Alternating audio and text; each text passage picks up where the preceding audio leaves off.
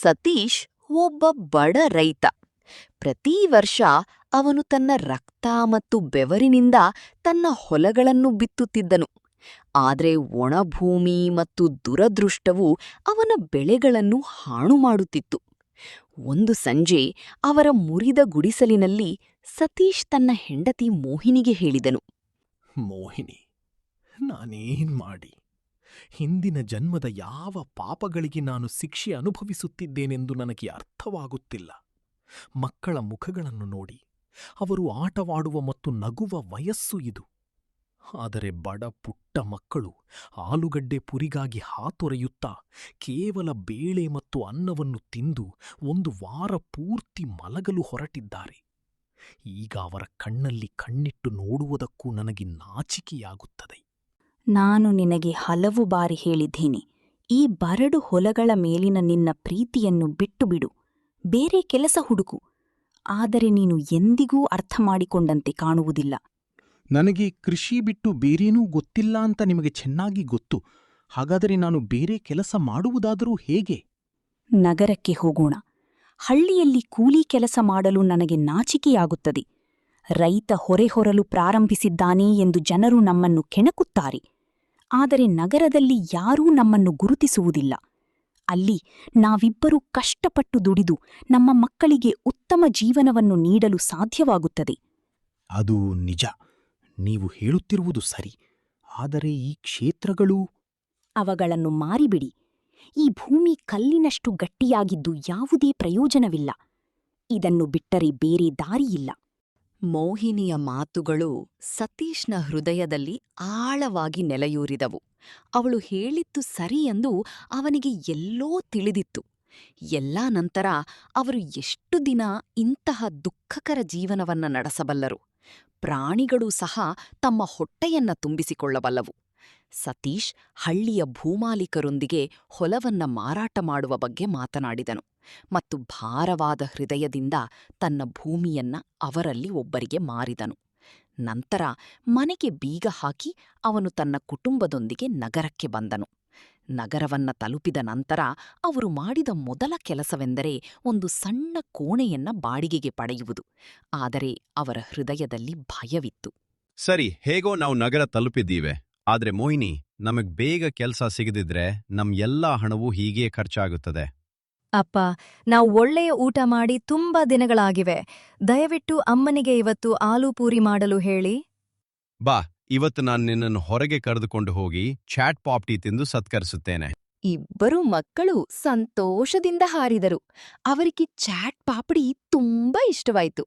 ನಿಮ್ಗೂ ಚಾಟ್ ಪಾಪಡಿ ಇಷ್ಟವೇ? ಹೌದು, ತುಂಬಾ ಚೆನ್ನಾಗಿದೆ. ನನ್ನ ತಂದೆಯ ಮರಣದ ನಂತರ ಮನೆಯ ಖರ್ಚುಗಳನ್ನು ನಿಭಾಯಿಸಲು ನಾನು 2 ವರ್ಷಗಳ ಕಾಲ ಚಾಟ್ ಪಾಪ್ಡಿ ಅಂಗಡಿಯಲ್ಲಿ ಕೆಲಸ ಮಾಡಿದೆ. ಅಂದಿನಿಂದ ನನಗೆ ಚಾಟ್ ಪಾಪ್ಡಿ ತುಂಬಾ ಇಷ್ಟವಾಯಿತು. ಸತೀಶ್ ಅವರೆಲ್ಲರನ್ನೂ ಚಾಟ್ ಪಾಪಡಿ ತಿನ್ನಲು ಹೊರಗೆ ಕರೆದೊಯ್ದನು.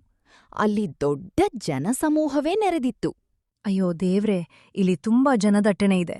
ನಮ್ಮ ಸರದಿ ಬೇಗ ಬರುತ್ತದೆ ಎಂದು ನಾನು ಭಾವಿಸುವುದಿಲ್ಲ.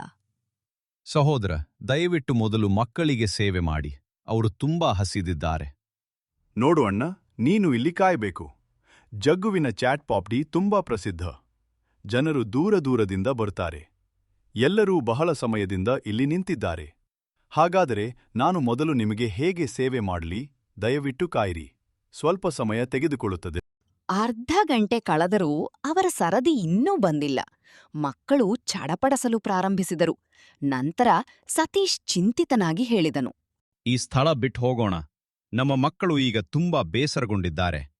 ಅವನು ಎಂತಹ ವ್ಯಕ್ತಿ? ಅವನಿಗೆ ಮಕ್ಕಳ ಮೇಲೆ ಕರುಣೆಯೂ ಇಲ್ಲ. ಕನಿಷ್ಠ ಪಕ್ಷ ಅವನು ಮೊದಲು ಮಕ್ಕಳಿಗೆ ಊಟ ಮಾಡಬೇಕಿತ್ತು. ಬನ್ನಿ ಮಕ್ಕಳೇ, ಮನೆಗೆ ಹೋಗೋಣ. ನಾನು ನಿಮಗಾಗಿ ಅಲ್ಲಿ ಚಾಟ್ ಪಾಪ್ಡಿ ಮಾಡುತ್ತೇನೆ. ಈ ಕೆಲಸ ನಿನಗೆ ಗೊತ್ತಿದ್ರೆ ನೀನೇಕೆ ಅದನ್ನು ಮಾಡಬಾರದು? ನೋಡಿ, ನಾವು ಇಲ್ಲಿ ನಿಂತಿರುವುದರಿಂದ ಅವನು ಈಗಾಗಲೇ ಎಷ್ಟು ಸಂಪಾದಿಸಿದ್ದಾನೆ. ಕೆಲಸವಿರುವವರಿಗೂ ಇಷ್ಟೊಂದು ಸಂಪಾದಿಸಲು ಸಾಧ್ಯವಿಲ್ಲ ಎಂದು ನಾನು ಭಾವಿಸುತ್ತೇನೆ. ನಾನು ಈಗ ಅದೇ ವ್ಯವಹಾರವನ್ನು ಪ್ರಾರಂಭಿಸುವ ಬಗ್ಗೆ ಯೋಚಿಸುತ್ತಿದ್ದೇನೆ. ಅದಾದ ನಂತರ ಸತೀಶ್ ಒಂದು ಬಂಡಿ ಖರೀದಿಸಿ ಚಾಟ್ ಪಾಪಡಿ ಅಂಗಡಿಯನ್ನು ಸ್ಥಾಪಿಸಿದರು.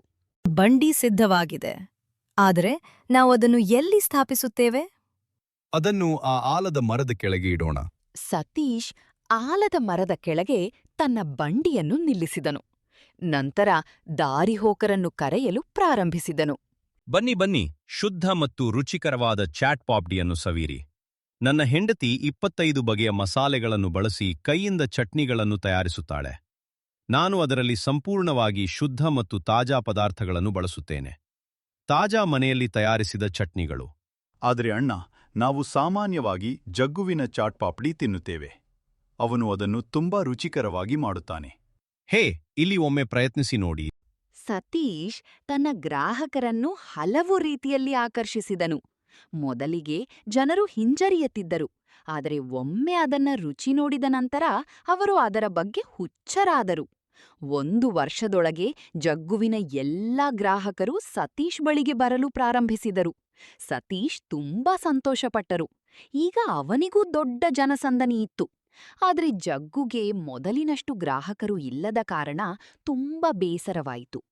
ಒಂದು ದಿನ ಜಗ್ಗು ಹಾದು ಹೋಗುವಾಗ ಅಲ್ಲಿ ಸತೀಶ್ನ ಬಂಡಿಯನ್ನು ನೋಡಿದನು ಮತ್ತು ಅವನ ಗ್ರಾಹಕರು ಏಕೆ ಕಡಿಮೆಯಾಗಿದ್ದಾರೆಂದು ಅವನಿಗೆ ಅರ್ಥವಾಯಿತು. ಅವನು ಸತೀಶ್ ಬಳಿಗೆ ಹೋಗಿ ಹೇಳಿದನು, ಹೇ ಸತೀಶ್ ಸಹೋದರ, ನೀನು ನನ್ನ ಜೀವನೋಪಾಯವನ್ನೇ ಹಾಳು ಮಾಡಿದೆ. ನೀನು ನಿನ್ನ ಬಂಡಿಯನ್ನು ಇಲ್ಲಿ ಜೋಡಿಸಿದ್ದೀಯಾ? ನನ್ನ ಎಲ್ಲ ಗ್ರಾಹಕರು ನಿನ್ನ ಬಳಿಗೆ ಬರಲು ಪ್ರಾರಂಭಿಸಿದ್ದಾರೆ. ನೀನು ನಿನ್ನ ಬಂಡಿಯನ್ನು ಬೇರೆಡೆ ಏಕೆ ಜೋಡಿಸಬಾರದು? ಸಹೋದರ, ನಾನು ನಿನ್ನಿಂದ ದೂರವಾಗಿ ರಸ್ತೆಯಲ್ಲಿ ನಿಂತಿದ್ದೇನೆ. ನಾನು ಕಾಲೋನಿಯನ್ನು ಬಿಡಲು ಸಾಧ್ಯವಿಲ್ಲ, ಅಲ್ಲವೇ?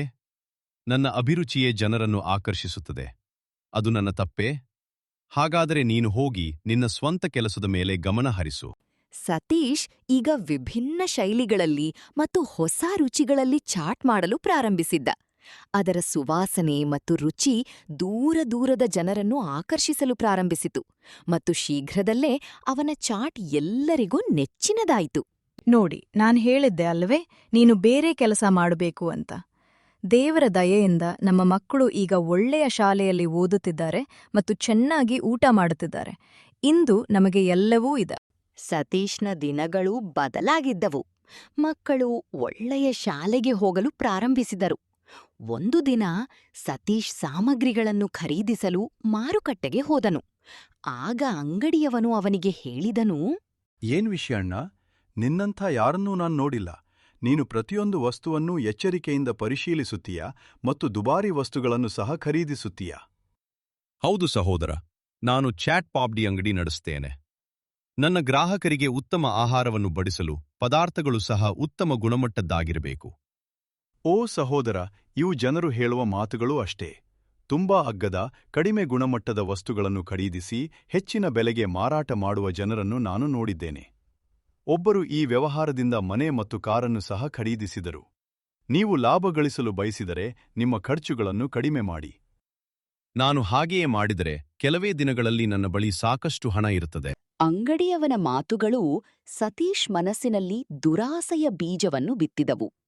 ಮನೆಗೆ ಹೋಗುವಾಗ ಅವನು ಅಗ್ಗದ ಮತ್ತು ಕಡಿಮೆ ಗುಣಮಟ್ಟದ ಪದಾರ್ಥಗಳನ್ನು ಖರೀದಿಸಿದನು.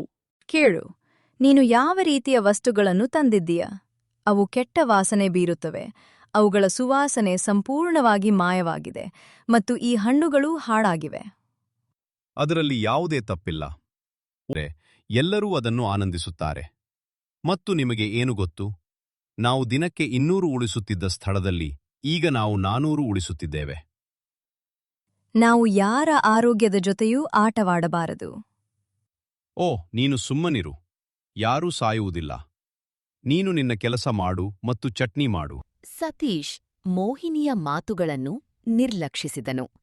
ಕಳಪೆ ಗುಣಮಟ್ಟದ ಪದಾರ್ಥಗಳ ಪರಿಣಾಮ ಶೀಘ್ರದಲ್ಲೇ ಕಾಣಿಸಿಕೊಳ್ಳಲು ಪ್ರಾರಂಭಿಸಿತು. ಇದ್ದಕ್ಕಿದ್ದಂತೆ ಇಡೀ ಕಾಲೋನಿಯಲ್ಲಿ ಗದ್ದಲವುಂಟಾಯಿತು. ಓ ಸತೀಶ್, ನೀನು ಏನು ಅನಾಹುತ ಮಾಡಿಬಿಟ್ಟೆ. ನಿನ್ನ ಚಾಟ್ ತಿಂದ ಜನರು ಅಸ್ವಸ್ಥರಾಗಿದ್ದಾರೆ. ಜನರು ಮೂರ್ಛೆ ಹೋಗುತ್ತಿದ್ದಾರೆ ಮತ್ತು ಕೆಲವರ ಬಾಯಿಂದ ನೊರೆ ಬರುತ್ತಿದೆ. ಯಾರೋ ಪೊಲೀಸರಿಗೆ ಈ ಬಗ್ಗೆ ಮಾಹಿತಿ ನೀಡಿದರು ಮತ್ತು ಶೀಘ್ರದಲ್ಲೇ ಪೊಲೀಸ್ ಜೀಪ್ ಬಂದಿತು. ಅವರು ಸತೀಶ್ ಅವರ ಕೈಗಳಿಗೆ ಕೋಳ ಹಾಕಿ ಕರೆದುಕೊಂಡು ಹೋದರು. ನೋಡಿ ಚಿಂಕಿಯ ತಂದೆ, ನಾವು ತಿನ್ನಲು ಒಂದು ತುತ್ತು ಕೂಡ ಇಲ್ಲದ ದಿನಗಳನ್ನು ನೋಡಿದ್ದೇವೆ.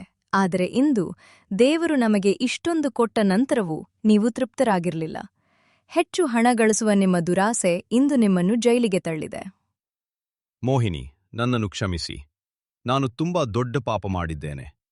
ದುರಾಸೆ ನನ್ನನ್ನು ಕುರುಡನನ್ನಾಗಿ ಮಾಡಿತ್ತು. ನಾನು ನನ್ನ ತಪ್ಪನ್ನು ಒಪ್ಪಿಕೊಳ್ಳುತ್ತೇನೆ. ಓ ದೇವರೇ, ದಯವಿಟ್ಟು ಎಲ್ಲರನ್ನೂ ಚೆನ್ನಾಗಿ ಮಾಡು. ಇಂದಿನಿಂದ ನಾನು ಎಂದಿಗೂ ದುರಾಸೆಯಾಗುವುದಿಲ್ಲ ಮತ್ತು ಯಾವಾಗಲೂ ಉತ್ತಮ ಗುಣಮಟ್ಟದ ಪದಾರ್ಥಗಳನ್ನು ಬಳಸಿ ಚಾಟ್ ಪಾಪ್ಡಿ ಮಾಡುತ್ತೇನೆ.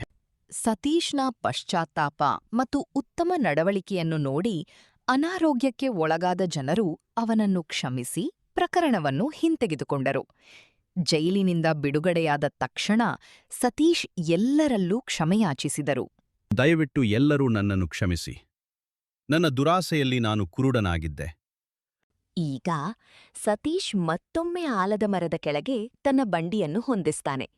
ಆದ್ರೆ ಈ ಬಾರಿ ಅವನು ಶುದ್ಧತೆ ಮತ್ತು ಪ್ರಾಮಾಣಿಕತೆಯಿಂದ ಕೆಲಸ ಮಾಡ್ತಾನೆ. ದುರಾಸೆಯ ಅರಮನೆಯಲ್ಲಿ ಕಂಡುಬರುವ ಯಾವುದಕ್ಕಿಂತ ಕಠಿಣ ಪರಿಶ್ರಮದ ಮೂಲಕ ಗಳಿಸುವ ಸಂತೋಷವು ದೊಡ್ಡದಾಗಿದೆ ಎಂದು ಅವನು ಅರ್ಥಮಾಡಿಕೊಂಡಿದ್ದನು. ವೀಕ್ಷಿಸಿದ್ದಕ್ಕಾಗಿ ಧನ್ಯವಾದಗಳು. ಈ ವಿಡಿಯೋವನ್ನು ಇಷ್ಟಪಡುವ ಮತ್ತು ಹಂಚಿಕೊಳ್ಳುವ ಮೂಲಕ ಸ್ವಲ್ಪ ಪ್ರೀತಿಯನ್ನು ತೋರಿಸಿ.